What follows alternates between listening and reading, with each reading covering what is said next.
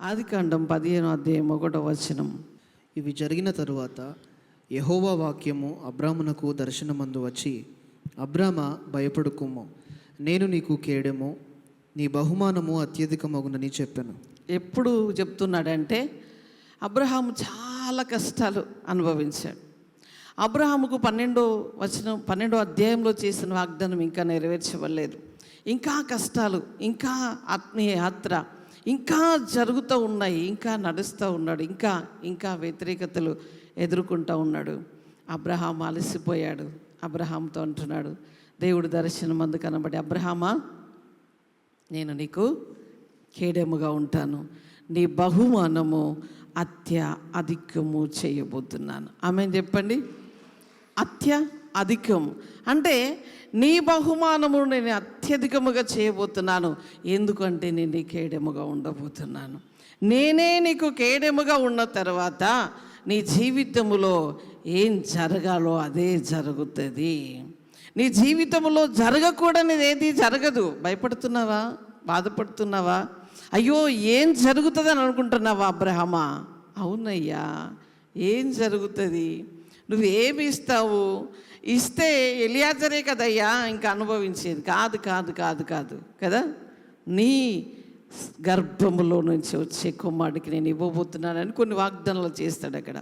చూడండి, ఇదంతా కూడా మీరు విన్నది. కానీ నీకు దేవుడు ఎలా ఉండబోతున్నాడంటే కేడముగా ఉండబోతున్నాడు. అబ్రహాము దగ్గర నీ పేరు పెట్టుకో, నీ బహుమానమును అధికము చేయబోతున్నాడు ప్రభు.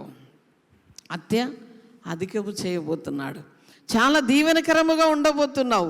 చాలా ఉన్నతమైన స్థాయిలో ఉండబోతున్నావు. ప్రభు మనకు తోడై ఉంటే శత్రువు ఎట్లా కొట్టుకుంటాడో తెలుసా అండి? చెరులో చేపను తీసి గడ్డకేస్తే మట్టిలో ఎట్లా కొట్టుకుంటూ ఉంటాడు అట్లా. అది వాని పరిస్థితి, అది వాని స్థితి. కానీ నువ్వు ఒక ఆత్మీయుడు అలా కొట్టుకోవడానికి, అలా బాధపడడానికి లేదు. దేవుడు నీకు కేడముగా ఉన్నాడు. నీ పేరు పెట్టుకో అక్కడ. అబ్రహాముకు కేడెముగా ఉన్న దేవుడు అంటున్నాడు, నీకు కూడా కేడెముగా ఉన్నాడు. ఇంకా ద్వితీయోపదేశకాండం 33:29 చదువుదాం. ఇశ్రాయేలు నీ భాగ్యం ఎంత గొప్పది, ఇశ్రాయేలు నీ భాగ్యం ఎంత గొప్పది, యెహోవా రక్షించిన నిన్ను పోలినవాడు ఎవడు? ఆయన నీకు సహాయకరమైన కేడము, నీకు ఔన్నత్యమును కలిగించు ఖడ్గము. ఎంత మంచి మాట అండి. చూడండి, ఆయన ఏమంటున్నాడంటే యెహోవా రక్షించిన నిన్ను పోలిన వారు ఎవరు?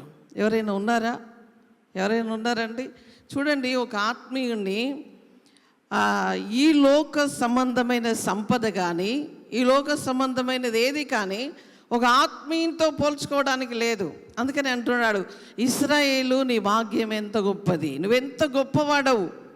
ఆయన ఔన్నత్యమును కలగజేస్తాడట. అలాగే సహాయకరమైన కేడముగా ఉంటాడు. నీకు ఎక్కడ సహాయము కావాలో అడగండి ప్రభును. అడగకుండా అవ్వైనా బొవ్వ పెట్టేది. అడిగితే కదరా పెట్టేది. నీకు ఆకలి అవుతుందని నాకేమన్నా కలొచ్చిందా అంటారు కదా. నీకు ఆకలి అవుతుందని నాకేమన్నా కలొచ్చిందా? నా పనిలో నేను ఉన్నాను కదా, నువ్వు అడగొచ్చు కదా, నీ నోట్లో నుంచి ముత్యాలు ఏమైనా రాలిపోతాయా అంటారు కదా. అవ్వైనా అడగంది అన్నం పెట్టదు. అందుకని నీకు సహాయము కావాల్సి వచ్చినప్పుడు ఈ వాక్యాన్ని ఎత్తిపట్టుకోవాలి. నువ్వు సహాయకరమైన కేడెముగా ఉంటానన్నావు కదా ప్రభువా, ఇదిగో నాకు సహాయము కావాలి. ఏమనంటే, ప్రభువా ఇదిగో నాకు సహాయము కావాలి, సహాయకరమైన కేడెముగా నీవు నాకు సహాయము చేయాలి, నీవు నాకు ఔన్నత్యమును పెంచాలి, నాతో పాటు నువ్వు ఉండాలి అని అడగాలండి. ఇట్లా ప్రతి ఒక్కరి పరిస్థితుల్లో కూడా నిన్ను రక్షించిన దేవుడు అంటున్నాడు, ఇశ్రాయేలు నిన్ను పోలిన వారు ఎవరున్నారు? నీ భాగ్యం ఎంత గొప్పది. నీ భాగ్యం ఏమిటో నీకు అర్థమవుతే ఇలా మాడుపు మోకాలు వేసుకొని కూర్చోం మనం కదా. నాకే కష్టాలు, నాకే బాధలు, నిన్న చేసిన, ఇవాళ చేసిన, మొన్న చేసిన, ఏం రాలేదు కదా.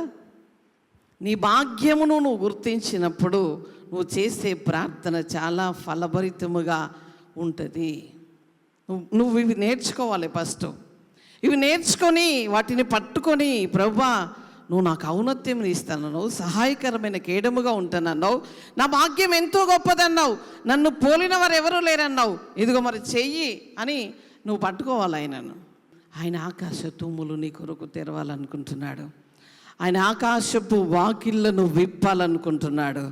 ఆయన హస్తము నీడలో నుంచి నిన్ను ఆశీర్వదించాలనుకుంటున్నాడు.